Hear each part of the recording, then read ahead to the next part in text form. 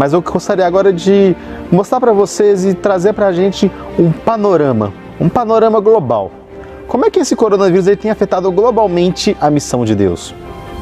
Porque nós sabemos que a missão não para, a missão ela continua, a missão ela permanece. Mas o coronavírus, ele tem afetado de fato a vida de missionários ao redor do mundo, ele tem afetado a vida de igrejas ao redor do mundo, de culturas ao redor do mundo, modos de relacionamento ao redor do mundo. Por isso nós trouxemos aqui hoje, para poder ser entrevistado e para poder conversar com a gente, nosso querido irmão e pastor, teólogo, missionário, Raimundo Montenegro. Ele veio aqui para poder conversar um pouquinho conosco a respeito da missão de Deus e dessa pandemia, para poder mostrar para a gente o modo como tudo isso que tem acontecido, na verdade, está dentro dos propósitos eternos de Deus. Raimundo, é com você.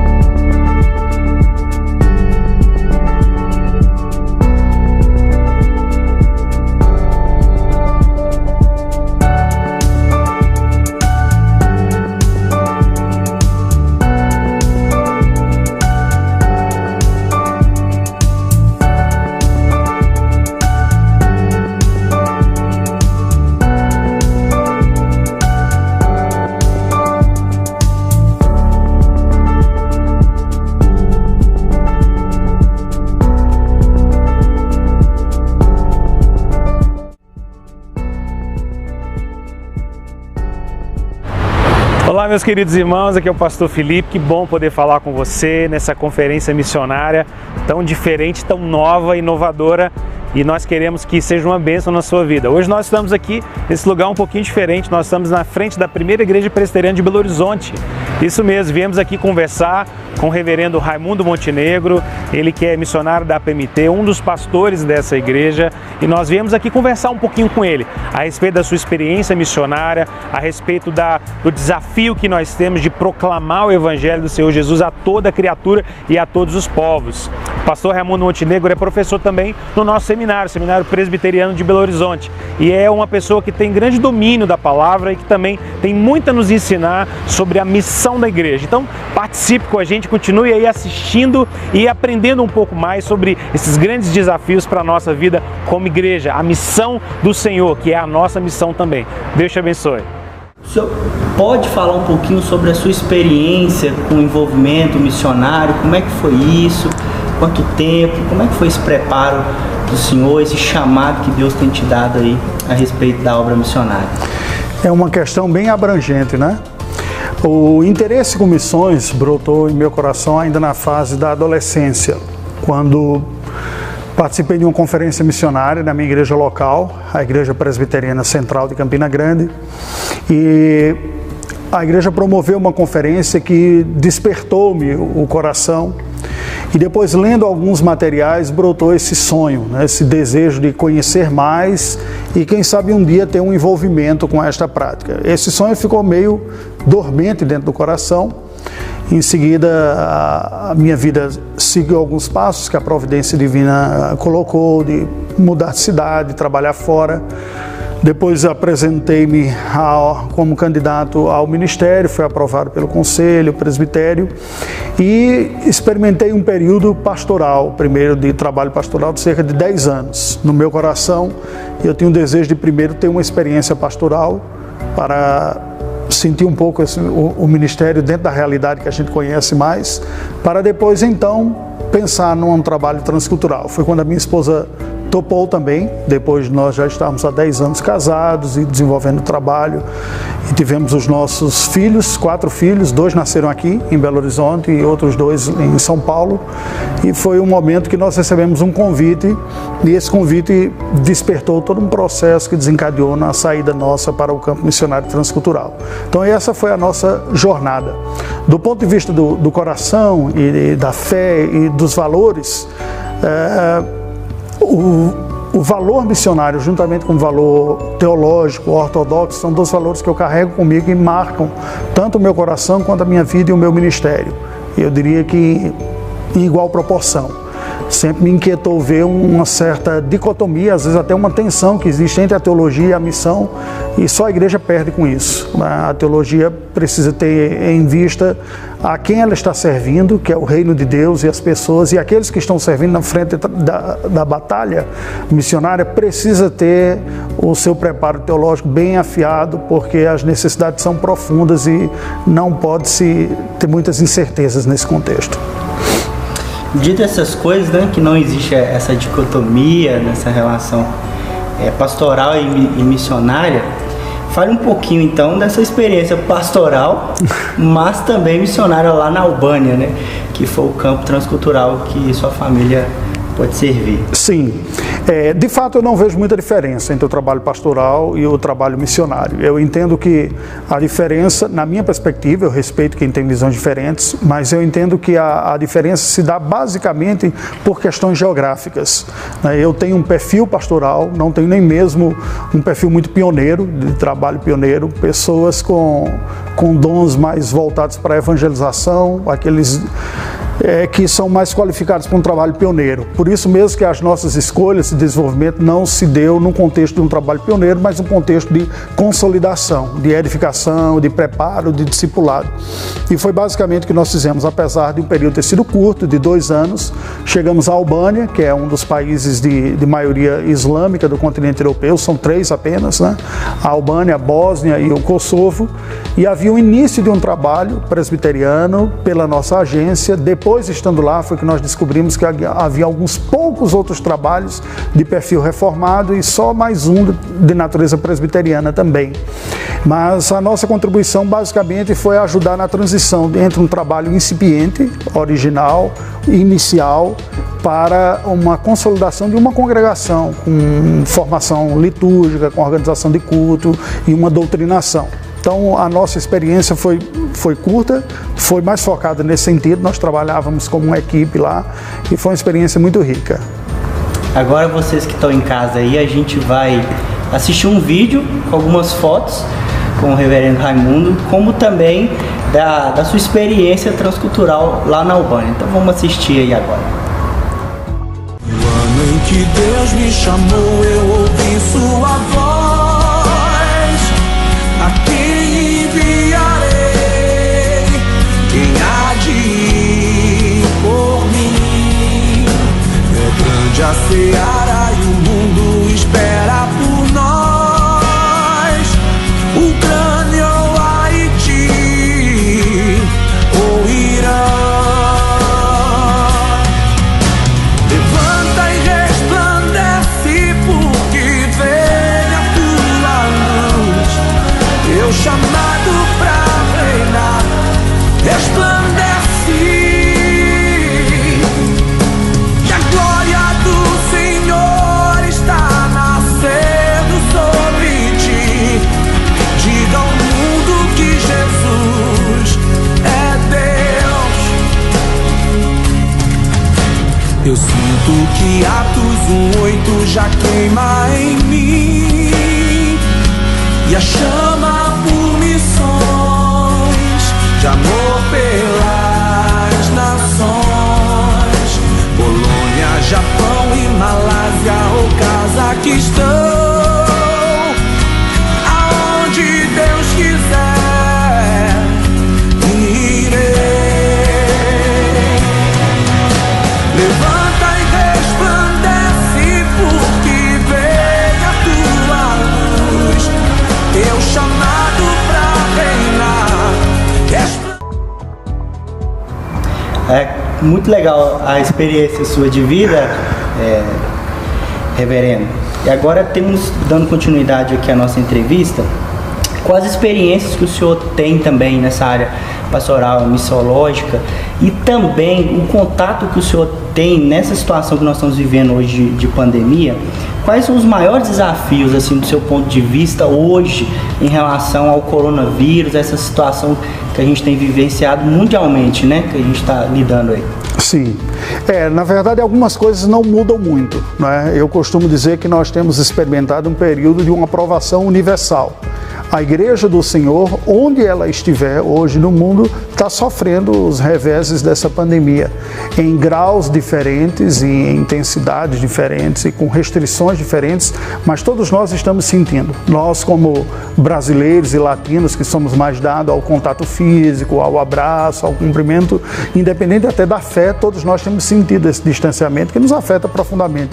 É muito difícil nós vermos alguém que nós conhecemos e prezamos muito e não queremos logo dar um abraço e cumprimentar. Então isso é universal, não é? Em algumas medidas diferentes. De uma forma muito forte, essa pandemia afetou o trabalho missionário transcultural, especialmente de missionários saídos do Brasil, porque um dos impactos que a pandemia trouxe foi um impacto econômico. A nossa moeda desvalorizou frente ao dólar e todo recurso que chega no campo chega através de um câmbio, através de uma moeda forte, seja a referência do dólar ou seja do euro. E então isso provocou uma queda significativa, ainda que nas contribuições permanecessem no Brasil no mesmo padrão que estava antes, na ponta, lá no campo missionário, o nível caiu. Agora, com os efeitos do coronavírus também, a igreja passou a sofrer limitações na sua adoração. Então, o trabalho regular de missionário da igreja nacional, como a pregação da palavra através do púlpito, nos cultos, ela foi limitada. A arrecadação em muitas igrejas sofreu um pouco esse revés também, e isso também contribuiu com o apoio aos campos missionários. Algumas comunidades acabaram conduzindo mais os recursos para a manutenção do próprio trabalho onde já estava mantido, e assim alguns trabalhos de expansão sofreram alguns reveses.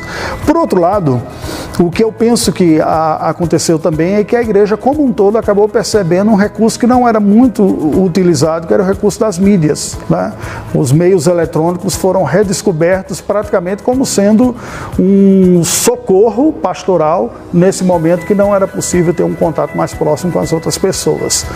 Eu entendo que é um momento de provação, Deus é soberano, oro no sentido de que Ele cumpra o seu bom propósito também, que nos ajude como igreja a estarmos mais próximos dEle, dependente dEle e aproveitando esse momento também para nos fortalecer espiritualmente e procurar testemunhar da melhor maneira possível. Legal. Sabendo que a Ásia hoje é a região menos evangelizada do mundo, né? Inclusive lá que começou o coronavírus. Por ser uma região menos evangelizada, as atenções nossa como igreja parece que tem sido menos nessa região. O senhor acha que com o surgimento do coronavírus isso vai dificultar ainda mais a chegada de missionários nessa região ou a criação de estratégias para que se possa evangelizar nessas regiões da Ásia? Eu vejo dois aspectos nessa sua pergunta. A primeira delas é muito acertado perceber que o continente asiático é o grande desafio à fé cristã. Foi desde o início. A palavra de Deus nos apresenta no livro de Atos dos Apóstolos a intenção do apóstolo Paulo em se dirigir à Ásia e evangelizar a Ásia. Nós não sabemos exatamente por quê. Pode ser porque ele já tinha um conhecimento de culturas milenares e grandes civilizações e grandes populações que já eram sabidas que estavam naquele lugar, naquele continente, para além dos limites do Império Romano. O fato é que o Espírito de Deus impediu a evangelização da Ásia naquele momento e pela providência divina, a mensagem do Evangelho se espalha a oeste do Oriente Médio, de Jerusalém, da região da Judéia, alcançando as terras europeias, que veio a ser o primeiro continente a ser cristianizado, independente da natureza dessa cristianização. Ocorre que ao longo da história da igreja, a Ásia de fato acabou nunca experimentando avanços significativos e qualitativos muito positivos quanto à sua evangelização, isso até os dias de hoje. Então, independente do que está ocorrendo em termos de pandemia, a Ásia continua sendo um grande desafio. 60%, um pouco mais do que isso, da população mundial está naquele continente. Os grandes blocos de resistência religiosa ao cristianismo e também política e social estão no continente asiático. As barreiras diplomáticas e políticas e muitas barreiras econômicas também se levantam naquele continente. O que nós conseguimos perceber é que essa pandemia, em linhas gerais, causou uma certa pausa no avanço missionário. Até onde eu consigo perceber, uma boa parte do esforço atual do trabalho missionário é manter aquelas pessoas que já estão no campo em quaisquer partes do mundo, que inclui o continente asiático também. Agora, o reflexo que a pandemia traz sobre a Ásia também traz sobre os outros continentes. Nós estamos todos esperando, né, uma solução desse problema, quer seja por uma vacina, quer seja por uma imunização por contato natural, para que a vida vá voltando cada vez mais ao normal e assim se criem novas condições também de repensar o alcance do continente asiático. Existem missionários no número limitado, é verdade, existem algumas poucas igrejas também cristãos em proporção pequena, considerando o continente como um todo, algumas poucas exceções, mas certamente todos nós como igreja temos o desafio de permanecermos fiéis, mantendo o trabalho onde ele está estabelecido e na expectativa de poder contribuir e expandir o reino em lugares em que ele ainda não tem se estabelecido. A gente só está falando de desafios, né, do coronavírus, de evangelização, mas também trouxe oportunidades, né? No ponto de vista do senhor, como pastor local de uma igreja até referência aqui na região metropolitana, quais são então, vamos dizer assim, as vantagens que nós ganhamos também nesse tempo de pandemia, nessa perspectiva de evangelização? A primeira, para mim, sem sombra de dúvida, foi a mais fácil perceber e até desenvolver, foi a utilização dos recursos tecnológicos para a difusão da mensagem da Palavra de Deus. Então, imediatamente, a igreja que já estava pensando há um certo tempo, quando teve esse surto, né, essa pandemia e os trabalhos presenciais foram encerrados, houve uma decisão da parte do Conselho da Igreja e que imediatamente as mensagens bíblicas, as pregações e todas as demais atividades de comunicação bíblica da parte da igreja passassem a ocorrer pelos recursos tecnológicos, os canais de comunicação, os mais variados, aqueles de uma transmissão mais passiva, digamos assim, em que apenas ouvimos as pessoas por um canal como o YouTube, e posteriormente nós incrementamos também recursos como chats e grupos de discussão com outros em que há uma interação maior. Então, certamente o resgate disso, a importância de ver a tecnologia como uma ferramenta de evangelização foi o primeiro ponto positivo. O segundo, eu vejo que é um aspecto mais pastoral ou mesmo espiritual.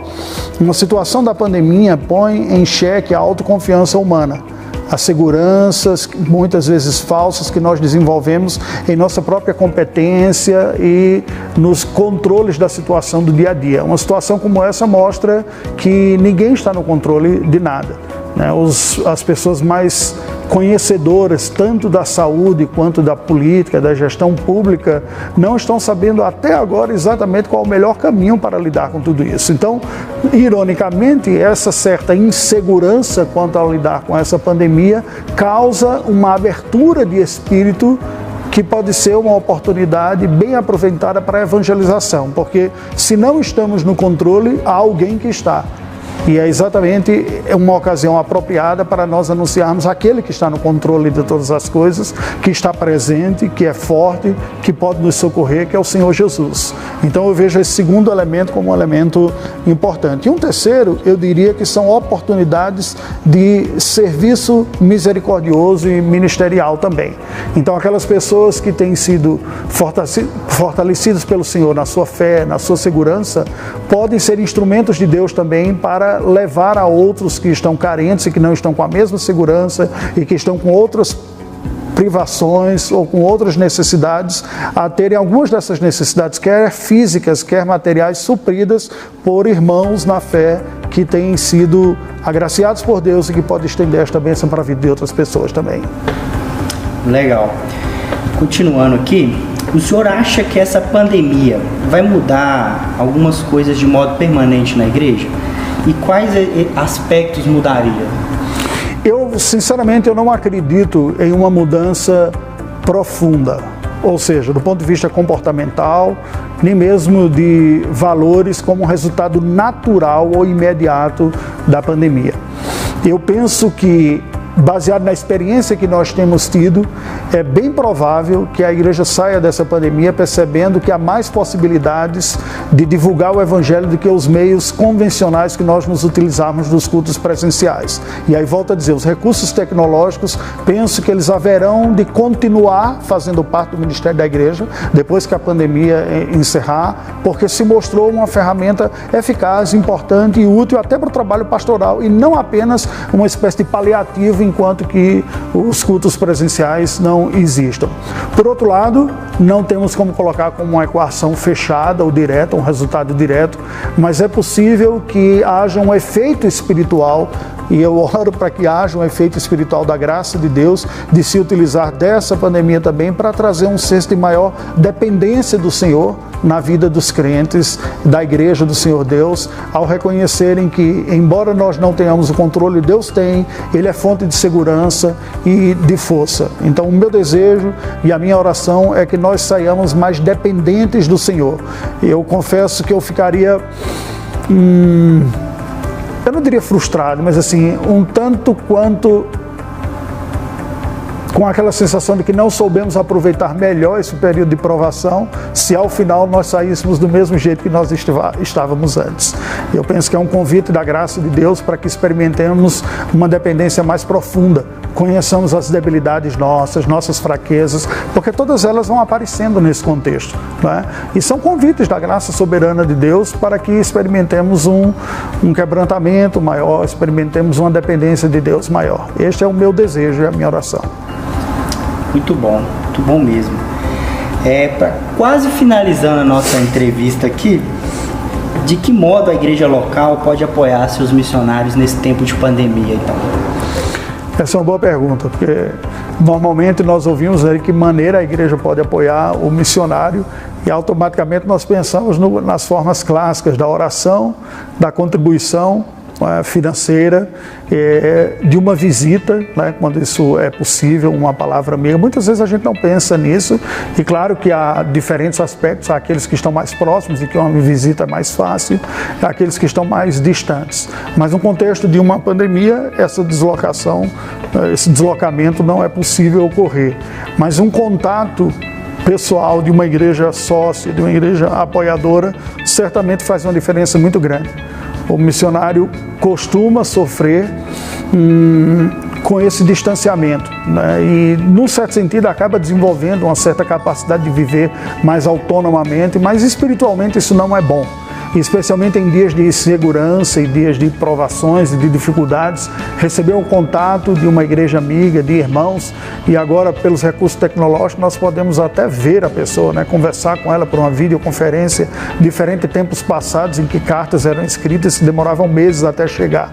Então um missionário que está isolado também, que está enfrentando as suas lutas, certamente seria muito abençoado com um esforço de comunicação da parte da igreja, um esforço de suprimento e compensações de perdas que porventura tenham experimentado, e muitos o têm experimentado pelas razões que eu já falei anteriormente, seriam bem-vindas e seria muito bom para o campo e para a igreja também.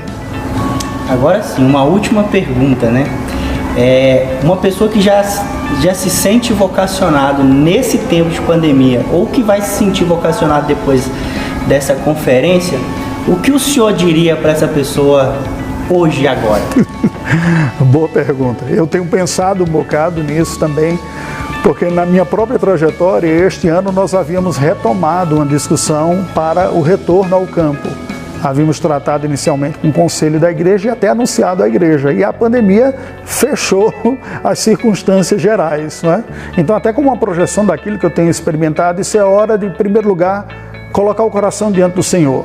Se Deus, na sua graça infinita e misericordiosa, tem despertado o seu coração para o maior envolvimento no trabalho missionário, despertando a uma vocação e um interesse, especialmente se for um trabalho transcultural, é hora de você fortalecer essa convicção diante de Deus, em independência, servir a sua igreja local. Esse não é um momento apropriado, até mesmo que não há nem condições de muitos lugares e muitas circunstâncias se viabilizar uma saída. E não é razoável também ficar esperando um dia em que essa saída venha porventura a ocorrer. O caminho bíblico que eu tenho percebido, olhando a palavra do Senhor, é o serviço na igreja local, no reino de Deus, onde nós estamos plantados e sedimentados, até que a ocasião oportuna da providência divina surja para o envio. Portanto, eu lhe recomendo, aproxime-se da liderança da sua igreja, do conselho da sua igreja, disponha-se para o serviço, sirva da melhor maneira possível na igreja local, para que seus dons e os seus chamados sejam confirmados pela sua própria igreja, e Deus, que é soberano sobre pandemia e sobre o seu reino e ao seu tempo, e tem o seu modo também, ofereça e oriente os passos oportunos e apropriados até o direcionamento no seu campo definitivo. Nós não podemos cair num erro comum, que é idealizarmos um campo como um chamado de Deus especificamente relacionado a uma geografia distante. O chamado de Deus, acima de tudo, é para a glória do seu nome, para a consolidação do seu reino, a edificação da sua igreja e a expansão do seu reino. E isso começa onde nós estamos. Dificilmente alguém que já não está trabalhando para o reino de Deus, onde ela está, passará a fazer isso em um outro lugar. A lógica é exatamente o contrário. É quando nós percebemos, como a igreja de Antioquia percebeu, a bênção que Deus deu a ela através da liderança de Paulo e Barnabé. Por isso mesmo, eles foram bênção para nós aqui, haverão de ser bênção em outros lugares também, e assim enviar. Então, trabalhe onde você estiver, junto com a sua igreja, ore por isso, esteja atento às oportunidades aqui, esperando as sinalizações e as confirmações que Deus dará em ocasião oportuna para o ali também. Aqui, ali e acolá. É assim que a igreja deve testemunhar. É isso aí. Reverendo, muito obrigado. Eu que agradeço. Que Deus continue abençoando a vida do Senhor, o ministério. O Senhor tem sido uma peça e um instrumento de Deus, tanto para mobilizar missões, quanto também para poder estimular outras pessoas aí a servir com fidelidade e servir de coração aí. Que Deus continue te abençoando e te esperamos à noite na nossa igreja, viu? Graças a Deus. Até breve. Amém.